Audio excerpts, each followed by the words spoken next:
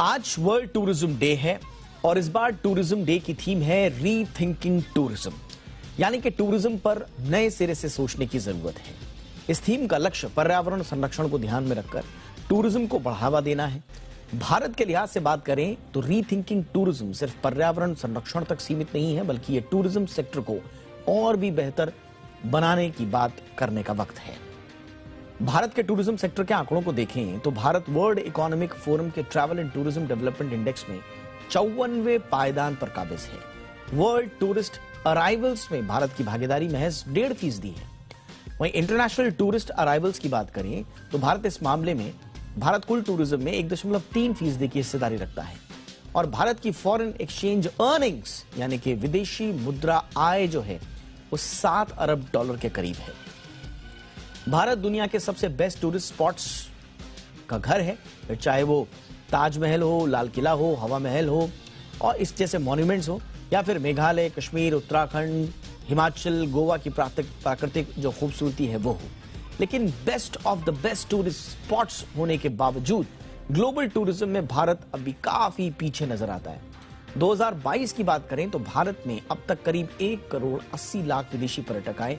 वहीं फ्रांस में इसी दौरान 8 करोड़ 94 लाख, स्पेन में 8 करोड़ 37 लाख पर्यटक पहुंच गए। भारत के पड़ोसी देश चीन में भी 6 करोड़ 57 लाख पर्यटक इस दौरान आ गए। भारत को काफी छोटे देश इंडोनेशिया और वियतनाम जैसे देशों से भी टक्कर मिलती है। वियतनाम में इस दौरान 1 करोड़ 80 लाख टूरिस्ट पहुंचे, तो वहीं इंडोनेशिया में 1 करोड़ 55 लाख यात्री आए। भारत की टूरिज्म इंडस्ट्री का फ्यूचर काफी ब्राइट रहने का अनुमान तो जाहिर किया जाता है, लेकिन इसके लिए कोई खास रोड मैप ठोस रूप से उभर कर सामने आया हो, ऐसा कम ही प्रतीत होता है। Federation of Indian chambers of commerce and industry यानी कि फिक्की के मुताबिक वित्त वर्ष 2027 तक भारत का टूरिज्म मार्केट $125 अरब का हो जाएगा और 2029 तक ये सेक्टर 5.5 करोड़ से ज्यादा लोगों को रोजगार देगा। अभी भी ये करोड़ों लोगों को रोजगार दे रहा है, लेकिन इस लक्ष्य तक पहुंचने के लिए भारत को पहले कुछ चुनौतियों को पार पाना होगा और खामियों को दूर करना होगा। भारत को टूरिज्म इंफ्रास्ट्रक्चर पर निवेश बढ़ाने की आवश्यकता है। खासकर पूर्वोत्तर राज्यों में ऑफ बीट डेस्टिनेशंस को बढ़ावा देने के प्रयास किए जा सकते हैं। टूरिस्ट एरियाज में बेहतर सुविधाएं और हाइजीन बनाए रखने के लिए निवेश बढ़ाना होगा।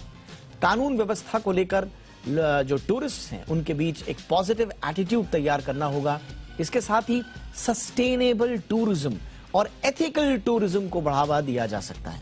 भारत मेडिकल टूरिज्म भी बन सकता है और बनना भी चाहता है। इसके लिए जरूरी यह है कि अस्पतालों में वेटिंग रूम्स और दूसरी सुविधाओं को वैश्विक स्तर का बनाया जाए। सारी चुनौतियों के बीच सरकार टूरिज्म फ्रेंडली पॉलिसीज भी ला रही है, लेकिन सरकार को यह देखना होगा कि उसकी ये पॉलिसीज भारत को वैश्विक टूरिज्म के मानचित्र पर सबसे आगे खड़ा करने का काम कर पाए। तो एक बड़ी अप्रोच के साथ हमें आना होगा, एक विस्तृत परिपाटी हमें तय करनी होगी, एक बड़े फलक की ओर हमें जाना होगा अगर हमें देश के टूरिज्म सेक्टर के जरिए आमदनी बढ़ानी है, रोजगार बढ़ाने हैं और रोजगार के जरिए देश की ओवरऑल तरक्की सुनिश्चित करनी है।